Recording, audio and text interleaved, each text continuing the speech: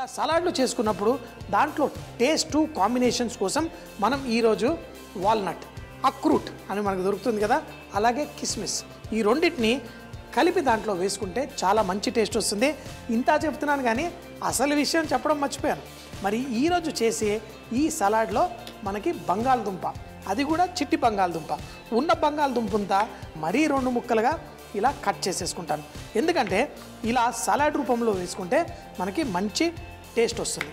ఈ బంగాళదుంపల్ని మనం ఇలా కట్ చేసుకున్నాం. ఈ చిట్టి బంగాళదుంపలో చాలా రకాల రంగులు కూడా ఉంటాయి.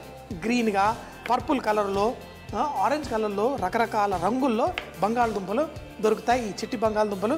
అయితే ఈరోజు ఒకటి మీరు గమనిస్తే ఇలా పచ్చి బంగాళదుంపల్నే ముందుగా ఇలా ముక్కలుగా కట్ చేసేసి దాన్ని సలాడ్లో వాడుకుంటున్నాం. అది కూడా పొట్టు తీయకుండా మనం ఈ బంగాళదుంపల్ని కట్ చేసుకుంటున్నాం. ఒకవేళ మీకు బంగాళదుంపలో ఎక్కడన్నా ఇలా గ్రీన్గా వస్తే దాన్ని కట్ చేసేసి ఆ భాగం తీసేయడం మంచిది. దీన్ని మనం ఫస్ట్ బాయిల్ చేసుకుందాం. అయితే బంగాళదుంపలు మనం బాయిల్ చేసుకునేటప్పుడు ఇందులో కొంచెం మరి బాగా కడిగాను, అయినా కొంచెం మట్టి ఉంటుందని చెప్పేసి దీంట్లో వేరే కూరగాయలతో పాటు ఉడికించకుండా సపరేట్గా ఉడికించుకుంటున్నాను. మరి బంగాళదుంపలుతో పాటు ఆ కొంచెం మట్టి ఏం లేకుండా చక్కగా ఇందులో బాయిల్ అయిపోయిన తర్వాత వేరే కూరగాయల్ని మనం ఉడికించుకొని కలిపేసుకుందాం. బంగాళదుంప ఇటుపక్క ఉడుకుతుంది, ఇటుపక్క స్టవ్లో మనం ఈ క్యారెట్ బీన్స్ని కుక్ చేసుకుందాం. క్యారెట్ బీన్స్ ఉడికించుకునేటప్పుడు మాత్రం కొన్ని నీళ్లు తీసుకుందాం. ఈ నీళ్లు ఆవిరితో ఈ ఉడికే లోపల అయిపోవాలి. సో అందుకని చెప్పేసి కొన్ని నీళ్లు తీసుకొని అందులో మన క్యారెట్ బీన్స్, అలాగే ఈ క్యారెట్ బీన్స్లో చిటికెడంతా ఉప్పు వేసేసుకుందాం. అయితే ఈ బంగాళదుంప ఉడికించేటప్పుడు ఉప్పు వేసామనుకోండి కొంచెం ఎక్కువ టైం పడుతుంది. అయినా చిట్టిగా ఉన్నాయి కాబట్టి ఇందులో కూడా కొంచెం ఉప్పు వేసుకుంటే మనం తినేటప్పుడు బంగాళదుంపలకి మంచి టేస్ట్ వస్తుంది. మరి క్యారెట్ బీన్స్ ఇటుపక్క ఉడుకుతున్నాయి, ఇక్కడ బంగాళదుంప ఉడుకుతున్నాయి. ఈ 2 ఉడికిన తర్వాత ఒక బౌల్లో వేసి కలుపుకొని దాన్ని సలాడ్ తయారు చేసుకొని వడ్డించుకుందాం. ఎలా తింటే చాలా బాగుంటుందో కూడా తెలుసుకుందాం. ఇప్పుడు ఈ బంగాళదుంపలు కేవలం 4-5 నిమిషాల్లో మనకి సగం ఉడికిపోతాయి. ఇప్పుడు ఈ నీళ్ళల్లో నుంచి ఈ బంగాళదుంప తీసేసి ఉడుకుతున్న ఈ కూరగాయలతో పాటు మనం కలిపేసుకుందాం. మరొక 3-4 నిమిషాలు అయితే ఈ కూరగాయలు ఈ బంగాళదుంప 2 పర్ఫెక్ట్గా కుక్ అయిపోతాయి. మన సలాడ్లో చక్కగా వేసేసుకోవచ్చు.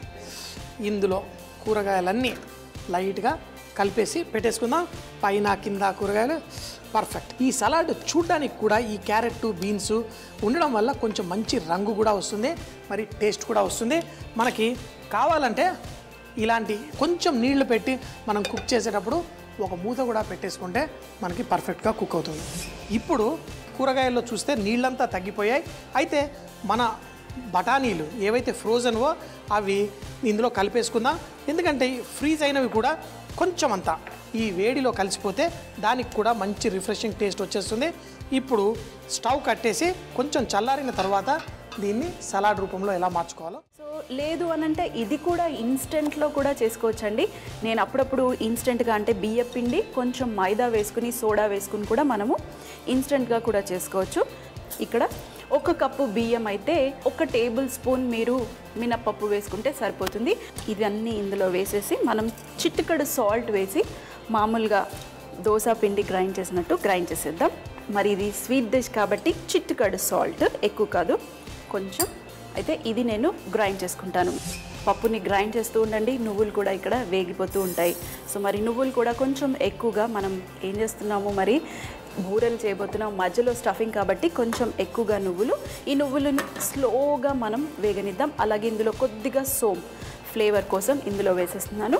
ఇవి ఇప్పుడు నేను ఒక 3 to 4 minutes వరకు చక్కగా మనకి కలర్ వచ్చేంత వరకు, మంచి సువాసన వచ్చేంత వరకు మనం ఈ నువ్వుల్ని వేయించి చల్లారిన తర్వాత పొడి చేసుకోవాలి. చూడండి మన నువ్వులు చక్కగా వేగిపోయాయి. నేను స్టవ్ ఆఫ్ చేసేసి కాసేపు రెస్ట్ చేశాను, ఎందుకంటే చల్లారనివ్వడానికి.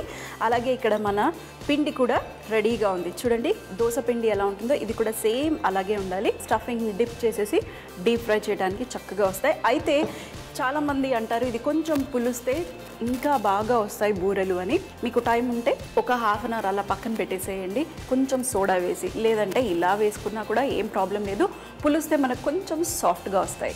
ఇక్కడ నువ్వులు కూడా చల్లారిపోయాయి, నేను మిక్సీలో వేసేసుకుంటాను మెల్లిగా. వేసేసుకొని మనం ఇది కూడా గ్రైండ్ చేసేద్దాం. చూడండి మన నువ్వులు ఇక్కడ రెడీ అయిపోయాయి. మంచిగా గ్రైండ్ చేసుకున్నాను, కోర్స్గా గ్రైండ్ చేశాను. ఇలా కొంచెం పొడి పొడిగానే ఉండాలి, అప్పుడే మంచి టేస్ట్. నువ్వులు కొద్దిగా కనిపిస్తున్నాయి, మొత్తం నువ్వుల పొడి వేసేసి ఇందులో నేను ఇప్పుడు కొద్దిగా పచ్చి కొబ్బరి, అలాగే మరి ఫ్లేవర్ కోసం ఇలాచీ పొడి, ఎక్కువగా సోంపు కూడా వేసుకున్నాను ఫ్లేవర్ కోసమే. సో ఎక్కువగా ఇలాచీ పొడి కూడా ఇది ఒక్కసారి మిక్స్ చేసేసి ఇందులో కూడా చిటికెడు సాల్ట్, స్వీట్స్లలో చిటికెడు సాల్ట్ వేసేసి ఈ కొబ్బరిని కూడా ఇందులో మిక్స్ చేద్దాం. అయితే కొబ్బరిని మిక్స్ చేసే ముందు ఒక్కసారి మన బెల్లం కూడా పొడి పొడిగా ఉండాలి ఇలా. ఎందుకు అంటే గ్రేటర్ తీసుకొని తురుముకోండి, లేదంటే మనం నువ్వులు గ్రైండ్ చేసిన తర్వాత కావాలంటే బెల్లంని కూడా అందులో వేసుకుని గ్రైండ్ చేసుకున్నా కూడా బాగానే ఉంటుంది. ఇప్పుడు అంతా మిక్స్ చేసేద్దాం. ఇంకా చూడండి చక్కగా మిక్స్ చేసేసుకున్నాను. నువ్వులు, కొబ్బరి, అలాగే బెల్లము, యాలకుల పొడి, సోంపు, కొంచెం సాల్ట్ అన్నీ మిక్స్ అయిపోయాయి. ఇప్పుడు చూడండి మనకి మాయిశ్చర్ అనేది ఆటోమేటిక్గా కొబ్బరిలో నుంచి వచ్చేసింది, అలాగే బెల్లంలో నుంచి కూడా. బెల్లం కూడా చక్కగా కరిగిపోయింది. బూరెలు కావాల్సిన సైజులో మీరు చిన్న చిన్న ఉండలుగా చేసుకొని పెట్టుకోండి. అయితే ఇందులో నేను కొద్దిగా షుగర్ కూడా వేసుకున్నాను, కొంచెం టేస్ట్ కావాలని. సో ఇవి చిన్న చిన్న ముద్దల్లాగా చేసేసి ఇంకా మనం పిండిలో డిప్ చేసేసి ఫ్రై చేసుకోవటమే. ఉండలు కూడా రెడీ, అలాగే ఆయిల్ కూడా ఇక్కడ షిఫ్ట్ చేసేసుకుని చక్కగా కలర్ వచ్చేస్తున్నాయి. గార్నిష్ చేసేటప్పుడు దేవుడికి కూడా చూడండి మంచిగా కొంచెం డిఫరెంట్గా ఒక్కొక్క ఉండ తీసుకుని రౌండ్ చేసేస్తున్నాను. ఆ తర్వాత ఇది మన పిండిలో మీకు కావాలంటే స్పూన్ లేదంటే చేయితోనైనా కూడా పర్వాలేదు. ఇంకొంచెం నూనె కాగాల్సింది, ఇంకొంచెం కాలితే పర్ఫెక్ట్. మరి ఒకటి వేసేసాం, మిగతాయి కూడా వేసేసుకుందాం. ఇంకా కొంచెం లైట్గా డిప్ చేసేసేయండి. ఆ తర్వాత సింపుల్గా చేయికి అంటుకోకూడదు అంటే స్పూన్తో కూడా వేసేసుకోవచ్చు. అంతే. మరి మిగతావి కూడా అలాగే ఒక్కొక్కటి వేసేసుకుందాం. చూసారా మన బ్యాటర్ కన్సిస్టెన్సీ పర్ఫెక్ట్గా ఉంది. మరీ గట్టిగా లేదు, అలా అని మరీ పల్చగా లేకుండా పర్ఫెక్ట్గా ఉంది. మంచి రంగు వచ్చేంత వరకు కాల్చుకుని మనం వేడిగా దేవుడికి నైవేద్యం పెడతాం. ఫస్ట్ కొంచెం మీడియం ఫ్లేమ్లో ఆయిల్ని పెట్టేసి ఆ తర్వాత అన్నీ ఇంకా వేసేసుకున్నాను. చక్కగా కలర్ వచ్చేస్తున్నాయి. ఇంతకన్నా ఎక్కువగా కలర్ వద్దండి, ఇంత పర్ఫెక్ట్. ఇంకా మీరు కావాలి బ్రౌన్గా కావాలి అంటే ఇంకొంచెం గోల్డెన్ కలర్ వచ్చేంత వరకు మీరు కాల్చుకోవచ్చు. ఇప్పుడు ఆయిల్లో నుంచి తీసినప్పుడు మంచిగా కరకరలాడుతూ ఉంటాయి. కొంచెం చల్లారిన తర్వాత మంచి టెక్స్చర్, మంచి ఫ్లేవర్ కలుగుతుంది. మరి ఇది రెడీ. ఇప్పుడు మనం ప్లేట్లోకి తీసేసి ఇది కూడా మన లక్ష్మీదేవికి నైవేద్యం పెట్టేద్దాం. ఒక 2 minutes వెయిట్ చేద్దాం. కొంచెం చల్లారిన తర్వాత మన ప్లేట్ అక్కడ రెడీగా ఉంది, ఆ ప్లేట్లో సర్వ్ చేసేద్దాం. సో మిగతావి కూడా నేను వేసేసుకుంటాను అంత లోపల. మరి ఇంకోటి ఏంటంటే ఈరోజు మనము ఇవి డీప్ ఫ్రై చేసాము. ఇంకా కొంచెం హెల్దీగా మీరు పండగ పూట తినాలి అని అనుకుంటే గుంట పొంగనాల పెనం ఉంటుంది కదా, అందులో కూడా మీరు వేసుకొని ఈ డిష్ చేసుకోవచ్చు. నేను ఆల్రెడీ అది కూడా చూపించాను మీకు మన ప్రోగ్రాంలో. కొంచెం హెల్దీగా కావాలి అంటే ఆయిల్ వద్దు అంటే అలా కూడా ట్రై చేయొచ్చు. సో మరి ఇవి కూడా కాలితే అంత లోపల ఇక్కడ చక్కగా రౌండ్గా భలే వచ్చాయి. ఇప్పుడు మన కట్టర్ని కూడా తీసేద్దాం. వావ్, గార్నిష్ చేసేటప్పుడు దేవుడికి కూడా చూడండి మంచిగా కొంచెం డిఫరెంట్గా. మరి ఈరోజు చూడండి మన 2 డిష్లు చక్కగా సింపుల్గా పండుగ రోజు చాలా ఫాస్ట్గా రెడీ అయిపోయాయి. మరి నేను ఎంత ఫాస్ట్గా చేశానో మీరు కూడా అలాగే ఫాస్ట్గా రెడీ చేసేసుకొని ఈరోజు పండుగని చాలా హ్యాపీగా సంతోషంగా మీ మనసంతా పెట్టి దేవతని పూజించి అలాగే పేరంటానికి అందరినీ పిలుచుకుని హ్యాపీగా లేడీస్ అందరూ ఈవినింగ్ ఎంజాయ్ చేయండి. అలాగే మంచి మంచి భోజనాలు ఏవైతే చేస్తారో అవి కూడా తినండి పూజ అయ్యాక. మరి చూసారు కదా ఈరోజు మన స్పెషల్ ఎపిసోడ్, వరలక్ష్మి వ్రతం ఎపిసోడ్, పులిహోర అలాగే బూరెలు. మరి రేపు ఇదే టైంకి మళ్ళీ కలుద్దాం. చూస్తూనే ఉండండి బారేవా.